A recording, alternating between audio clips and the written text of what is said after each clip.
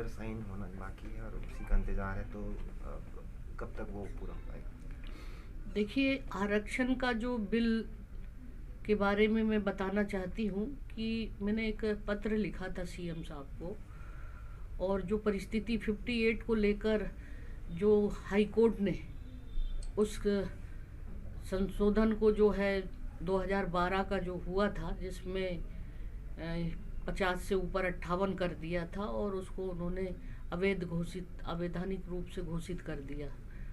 और पूरे प्रदेश में जिस तरीके से एक असंतोष का वातावरण, क्योंकि इसमें 58% को तो उन्होंने अवैधानिक कर दिया, लेकिन जो परिस्थिति थी आदिवासियों की 32% था, वो घटकर 20% में आ गया। और पूरा सर्व आदिवासी समाज ने इसको पूरे प्रदेश स्तर पर जन आंदोलन शुरू किया, और मैंने उस और लोगों ने मुझे आवेदन दिया, राजनीतिक दलों ने, सामाजिक संस्थाओं ने, कि हमारा 20 से 32 बढ़ाए जनजाति समाज, क्योंकि उन्हीं का घटा था। ओबीसी का तो यथावत था, एससी का भी यथावत था।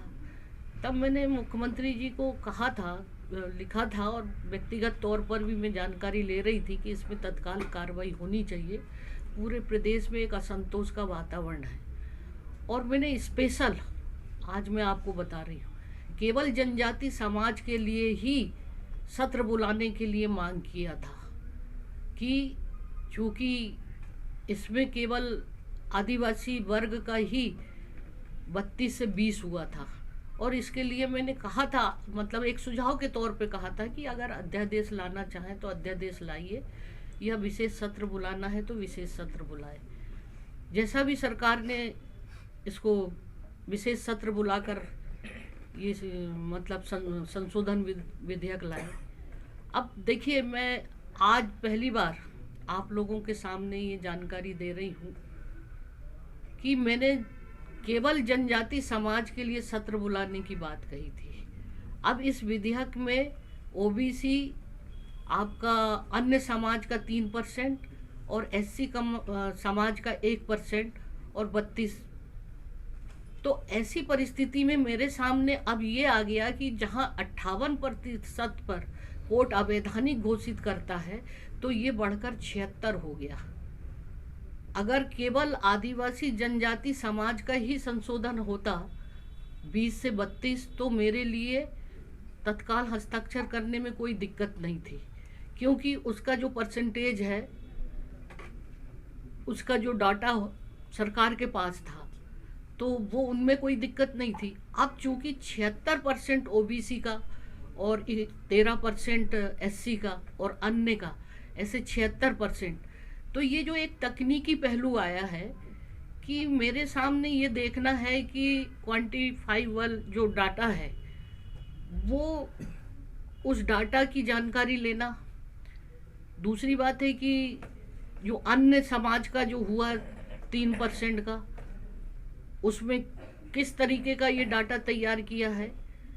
तीसरा, ये तमाम जो है ट्राइबल का जो रोस्टर की तैयारी क्या है, क्योंकि ये सब 2012 की है, तो इनका रोस्टर बना कि नहीं। कल को भविष्य में फिर वैसे ही स्थिति हो जाएगी, जहां 58% को पर कोर्ट जब उसको अवैधानिक करता है, तो 76% की स्थिति में क्या होगा आप बताइए। ये, और मैं आज अगर दस्तखत करती हूँ तो फिर स्थिति वैसी ही हो जाएगी। तो मैं ये जानना चाहती हूँ कि सरकार ने क्या आधार मानकर इस कब इतना ज़्यादा आरक्षण बढ़ाया है, और ऐसी परिस्थिति में अगर मामला फिर उलझ जाएगा तो ना एससी को फ़ायदा होगा, और ना ही इसमें ओबीसी को या जनरल को, ना एसटी को। तो साथ में मेरे सामने एक और चीज़ें सामने आई है, बहुत सारे सभी समाज के लोगों ने दिया, एससी समाज के लोगों ने, ओबीसी समाज के लोगों ने, अदर अन्य जो है ईडब्ल्यूएस के जो लोग हैं, और एसटी, एससी, ओबीसी, सब ने मुझे इस मामले में आवेदन देकर कहा है कि इस विधेयक पर आप जांच करें कि ये विधेयक में उनकी अपनी मांग है। तो विभिन्न आवेदनों का भी मैं परीक्षण कर रही हूँ एकदम बिना सोचे समझे एकदम हस्ताक्षर, तो क्योंकि इसमें सभी लोगों ने आपत्ति लगा दी है जो मेरे पास ज्ञापन आए हैं, तो मैं वो सब चीज़ें देख रही हूँ और वो तमाम चीज़ों से मैं संतुष्ट हो जाऊँ, क्योंकि ये मामला अब बहुत बड़ा हो गया है। केवल ट्राइबल का 32-20 वाला रहता तो मुझे कोई दिक्कत नहीं थी, तो इसी कारण ये विधेयक को अभी मैं हस्ताक्षर नहीं कर रही। आप अगर संतुष्ट का सवाल नहीं है, बात यह है कि इनका भला, उनका साथ जस्टिस हो, किसी तरह की कोई प्रॉब्लम ना आए, क्योंकि ये मामला कोर्ट में जाएगा तो सरकार की क्या तैयारी होनी चाहिए। फिर वैसी स्थिति अगर हो जाए और वहाँ पर जो हाई कोर्ट ने जो निरस्त किया है उन पहलुओं को भी हम देख रहे हैं कि उन्होंने पहले ही कहा था कि आपके पास क्या डाटा है, किस आधार पर आपने 2012 में आपने ओबीसी को बढ़ाया और किस आधार पर एससी को कम किया और किस आधार पर एसटी को बढ़ाया। और फिर दूसरी बात है कि जो प्रशासनिक सेवाओं में जो है भर्ती नियम के तहत, उसके लिए आपका जो आंकड़े, जो डाटा उन्होंने टेबल बनाया था, उसमें जो पदों की क्या स्थिति है, स्टेटस, और अगर कम है तो किस कारण हो, ये तमाम पहलुओं को जो है हाई कोर्ट का भी जजमेंट को भी हमको ध्यान में रखते हुए ये सरकार के सामने ये सारी चीज़ों की मैं जानकारी इकट्ठी कर रही हूँ, क्योंकि ये मामला बहुत बड़ा हो गया है। आप इस बात को मान रहे हैं ना, समझ रहे हैं ना मेरी बात को?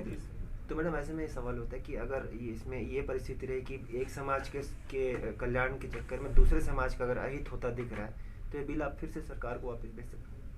नहीं, इसमें अहित किसका हो रहा है भाई? इसमें जो जजमेंट था पहले 58% था, एससी का तो यथावत था ही, ओबीसी का यथावत था, केवल 32 से 20% आया। तो पूरे प्रदेश में ट्राइबलों ने तो आंदोलन किया था ना, उनकी मांग थी जो, तो या तो मतलब जो भी कुछ इसमें आपने संशोधन जैसा भी लाए हैं, जब 58% के ऊपर अवैधानिक घोषित हो रहा है तो 76% पे क्या कर सकेगी सरकार, ये मेरा प्रश्न है। आप खुद सोचिए ना।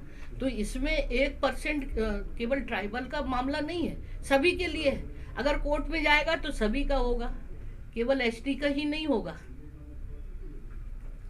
तो मौजूदा स्वरूप उसमें भी दस्तखत करना अभी आप उचित नहीं समझ रहे? तकनीकी पूरी चीज़ों को मैं जब तक देख लूँ, समझ लूँ सरकार की क्या तैयारी है ऐसी परिस्थिति में, नहीं तो ये 2012 का और फिर अभी आकर ये परिस्थितियाँ हैं। कोर्ट से अगर किसी ने स्टे ले आया, आज मैं साइन कर दूँ, कल कोई कोर्ट में चला गया तो सरकार से मेरा पूछना मेरा कर्तव्य है कि आपकी क्या तैयारी है ऐसी परिस्थिति में। आपके पास सारी जानकारी के तौर पर जिस आधार पर आपने किया है, तो क्या मैं इस सब चीज़ों को आकलन नहीं करूँगी? और जहाँ तक सवाल ये है कि मैंने जो परिस्थितियाँ 58 की हुई थी उसके तहत ही ये मामला उठा आया सामने, तो पहले 58 का भी तो क्लियर बताएं। अब तो 76 हो गया है, तो मैं अगर केवल वो पहले वाले 2012 का डाटा 58 का ही अगर समाधान हो जाता, क्योंकि स्थिति उससे उत्पन्न हुई। अब ये दूसरी बात है, शासन ने और शामिल कर लिया, तो वो फिर आधार तो मुझे जानना है ना। 58 वाली स्थिति रहती तो मुझे कोई दिक्कत नहीं थी। तो इसलिए ये जो है मुझे पूरी तकनीकी और पूरी सरकार से ये जानकारियाँ मैं इकट्ठा कर रही हूँ, और रोस्टर की क्या स्थिति है, आप आगे अगर ये पास होता है तो रोस्टर आपके पास है कि नहीं, तमाम पहलुओं को मुझे तकनीकी आधार पर ये सारी जानकारी, और जैसे ही अगर मुझे लगता है कि ये इस मामले में सरकार की पूरी तैयारी है, पूरे सही तरीके से डाटा है, सब कुछ है, तो मुझे कोई दिक्कत नहीं है कि सभी का, इसमें केवल एससी एसटी का ही नहीं मतलब भला हो, सभी का, चाहे वो एससी हो, चाहे ओबीसी हो, चाहे जनरल हो। तो अभी तो उन लोगों ने, जनरल लोगों ने भी मुझे दिया है कि इसमें हस्ताक्षर नहीं करना, हमारा 10% का 3% क्यों? तो ये तकनीकी तौर पर जो भी सरकार के पास डाटा आया होगा उसके आधार पर उन्होंने किया, लेकिन मुझे देखना जरूरी है, ये मेरा काम।